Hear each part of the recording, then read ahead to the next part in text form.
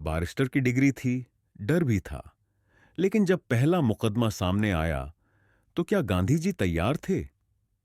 इस अध्याय में हम देखते हैं वो ऐतिहासिक पल जब गांधी जी ने पहली बार कोर्ट रूम में अपने आप को साबित किया।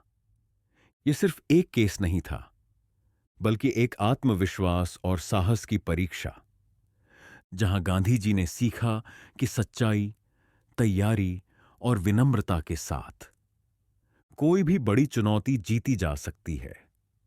जानिए इस अध्याय में अहमों के कैसे एक संकोची युवक ने अपने पहले मुकदमे को बनाया जीवन का टर्निंग पॉइंट। अध्याय 28। पहला मुकदमा। बंबई में एक ओर मेरी कानून की पढ़ाई शुरू हुई, दूसरी ओर मेरे आहार के प्रयोग चले और उनमें वीरचंद गांधी मेरे साथ हो गए। तीसरी तरफ भाई ने मेरे लिए दे मुकदमे खोजने की कोशिश शुरू की। कानून की पढ़ाई का काम धीमी चाल से चला। जाप्ता दीवानी, सिविल प्रोसीजर कोड किसी भी तरह गले न उतरता था। एविडेंस एक्ट की पढ़ाई ठीक चली। वीरचंद गांधी सॉलिसिटर बनने की तैयारी कर रहे थे, इसलिए वे वकीलों के बारे में बहुत कुछ कहते रहते थे। फिरोज शाह मेहता की होशियारी का कारण उनका अगाध कानूनी ज्ञान है। एविडेंस एक्ट, कानून शहादत तो उनको जबानी याद है। धारा 32 के हर एक मुकदमे की उन्हें जानकारी है। बदरुद्दीन तैयबजी की होशियारी ऐसी है कि न्यायाधीश भी उनके सामने चौंधिया जाते हैं। बहस करने की उनकी शक्ति अद्भुत है। इधर मैं इन महारथियों की बातें सुनता और उधर मेरी घबराहट बढ़ जाती। वे कहते, 5-7 साल तक बैरिस्टर का अदालत में जूतियां तोड़ते रहना आश्चर्यजनक नहीं माना जाता, इसीलिए मैंने सॉलिसिटर बनने का निश्चय किया है। कोई 3 साल के बाद भी तुम अपना खर्च चलाने लायक कमा लो तो कहना होगा कि तुमने खूब प्रगति कर ली। हर महीने खर्च बढ़ता जाता था। बाहर बैरिस्टर की तख्ती लटकाए रहना और घर में बैरिस्टरी करने की तैयारी करना। मेरा मन इन दो के बीच कोई मेल नहीं बैठा पाता था, इसीलिए कानून की मेरी पढ़ाई व्यग्रचित्त से होती थी। शहादत के कानून में कुछ रुचि पैदा होने की बात तो ऊपर कह चुका हूं। मेन का हिंदू लॉ मैंने बहुत रुचिपूर्वक पढ़ा, पर मुकदमा लड़ने की हिम्मत न आई। अपना दुख किसे सुनाऊं? मेरी दशा ससुराल गई हुई नई बहू की सी हो गई। इतने में मुझे मम्मी बाई का मुकदमा मिला। स्मॉल कॉज कोर्ट, छोटी अदालत में जाना था। मुझसे कहा गया, दलाल को कमीशन देना पड़ेगा। मैंने साफ इनकार कर दिया। पर फौजदारी अदालत के सुप्रसिद्ध वकील श्री, जो हर महीने 3-4 हजार कमाते हैं, भी कमीशन तो देते हैं। मुझे कौन उनकी बराबरी करनी है? मुझको तो हर महीने 300 रुपये मिल जाएं तो काफी है। पिताजी को कौन इससे अधिक मिलते थे? पर वह जमाना बलत गया।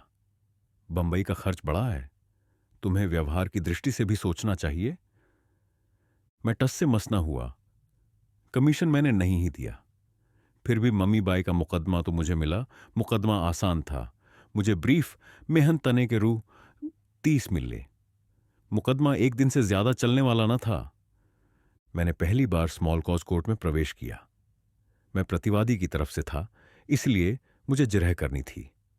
मैं खड़ा तो हुआ, पर पैर कांपने लगे, सिर चकराने लगा। मुझे ऐसा लगा मानो अदालत घूम रही है। सवाल कुछ सूझते ही न थे। जज हंसा होगा, वकीलों को तो मजा आया ही होगा, पर मेरी आंखों के सामने तो अंधेरा था। मैं देखता क्या? मैं बैठ गया। दलाल से कहा, मुझसे यह मुकदमा नहीं चल सकेगा। आप पटेल को सौंपिए, मुझे दी हुई फीस वापस ले लीजिए। पटेल को उसी दिन के 51 रुपये देकर वकील किया गया। उनके लिए तो वह बच्चों का खेल था। मैं भागा। मुझे याद नहीं कि मुवक्किल जीता या हारा। मैं शर्माया। मैंने निश्चय किया कि जब तक पूरी हिम्मत न आ जाए, कोई मुकदमा न लूंगा, और फिर दक्षिण अफ्रीका जाने तक कभी अदालत में गया ही नहीं। इस निश्चय में कोई शक्ति न थी। ऐसा कौन बेकार बैठा था जो हारने के लिए अपना मुकदमा मुझे देता? इसलिए मैं निश्चय न करता तो भी कोई मुझे अदालत में जाने की तकलीफ देने वाला न था। पर बंबई में मुझे अभी एक और मुकदमा मिलने वाला था। इस मुकदमे में अर्जी दावा तैयार करना था। एक गरीब मुसलमान की जमीन पोरबंदर में जब्त हुई थी। मेरे पिताजी का नाम जानकर वह उनके बारिस्टर बेटे के पास आया था। मुझे उसका मामला लचर लगा, पर मैंने अर्जी दावा तैयार कर देना कबूल कर लिया। छपाई का खर्च मुवक्किल को देना था। मैंने अर्जी दावा तैयार कर लिया, मित्रों को दिखाया, उन्होंने पास कर दिया और मुझे कुछ कुछ विश्वास हुआ कि मैं अर्जी दावे लिखने लायक तो जरूर बन सकूंगा। असल में मैं इस लायक था भी। मेरी काम बढ़ता गया।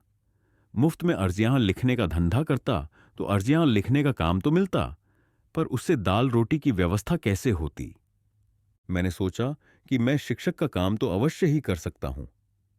मैंने अंग्रेजी का अभ्यास काफी किया था, अतएव मैंने सोचा कि यदि किसी हाई स्कूल में मैट्रिक की कक्षा में अंग्रेजी सिखाने का काम मिल जाए तो कर लूं। खर्च का गड्ढा कुछ तो भरे। मैंने अखबारों में विज्ञापन पढ़ा, आवश्यकता है अंग्रेजी शिक्षक की, प्रतिदिन 1 घंटे के लिए, वेतन ₹75। यह एक प्रसिद्ध हाई स्कूल का विज्ञापन था। मैंने प्रार्थना पत्र भेजा। मुझे प्रत्यक्ष मिलने की आज्ञा हुई। मैं बड़ी उमंगों के साथ मिलने गया, पर जब आचार्य को पता चला कि मैं BA नहीं हूं तो उन्होंने मुझे खेदपूर्वक विदा कर दिया। पर मैंने लंदन की मैट्रिकुलेशन परीक्षा पास की है। लैटिन मेरी दूसरी भाषा थी। मैंने कहा, सो ठीक है, पर हमें तो ग्रेजुएट की ही आवश्यकता है। मैं लाचार हो गया। मेरी हिम्मत छूट गई। बड़े भाई भी चिंतित हुए। हम दोनों ने सोचा कि बंबई में अधिक समय बिताना निरर्थक है। मुझे राजकोट में ही जमना चाहिए। भाई स्वयं छोटे वकील थे। मुझे अर्जी दावे लिखने का कुछ न कुछ काम तो दे ही सकते थे। फिर राजकोट में तो घर का खर्च चलता ही था, इसीलिए बंबई का खर्च कम कर डालने से बड़ी बचत हो जाती। मुझे यह सुझाव जंचा। यूं कुल लगभग 6 महीने रहकर बंबई का घर मैंने समेट लिया। जब तक बंबई में रहा मैं रोज हाई कोर्ट जाता था, पर मैं यह नहीं कह सकता कि वहां मैंने कुछ सीखा। सीखने लायक समझ ही मुझ में न थी। कभी कभी तो मुकदमा समझ में ना आता और उसकी कार्रवाई में रुचि न रहती तो बैठा बैठा झपकियां भी लेता रहता। यूं झपकियां लेने वाले दूसरे साथी भी मिल जाते थे। इससे मेरी शर्म का बोझ हल्का हो जाता था। आखिर मैं यह समझने लगा कि हाईकोर्ट में बैठकर ऊँघना फैशन के खिलाफ नहीं है। फिर तो शर्म की कोई वजह ही न रह गई। यदि इस युग में भी मेरे समान कोई बेकार बारिस्टर बंबई में हो तो उनके लिए अपना एक छोटा सा अनुभव यहां मैं लिख देता हूं। घर गिरगांव में होते हुए भी मैं शायद ही कभी गाड़ी भाड़े का खर्च करता था। ट्रम में भी क्वचित ही बैठता था। अक्सर गिरगांव से हाई कोर्ट तक प्रतिदिन पैदल ही जाता था। इसमें पूरे 45 मिनट लगते थे और वापसी में तो बिना चूके पैदल ही घर आता था। दिन में धूप लगती थी, पर मैंने उसे सहन करने की आदत डाल ली थी। इस तरह मैंने काफी पैसे बचाए। बंबई में मेरे साथी बीमार पड़ते थे, पर मुझे याद नहीं है कि मैं एक दिन भी बीमार पड़ा हूं। जब मैं कमाने लगा तब भी इस तरह पैदल ही दफ्तर जाने की आदत मैंने आखिर तक कायम रखी। इसका लाभ मैं आज तक उठा रहा हूं। तो दोस्तों, यह था गांधी जी का पहला मुकदमा, जहां डर भी था, लेकिन उससे बड़ी थी सच्चाई की तैयारी। अगर यह एपिसोड आपको अच्छा लगा हो तो लाइक करें, शेयर करें और कमेंट में बताएं। क्या आपने भी कभी ऐसा पहला अनुभव जिया है जो जिंदगी भर याद रहा? और ऐसे ही वीडियो के लिए द भारत डायलॉग्स को सब्सक्राइब करें। मिलते हैं अगले अध्याय में। जय हिंद।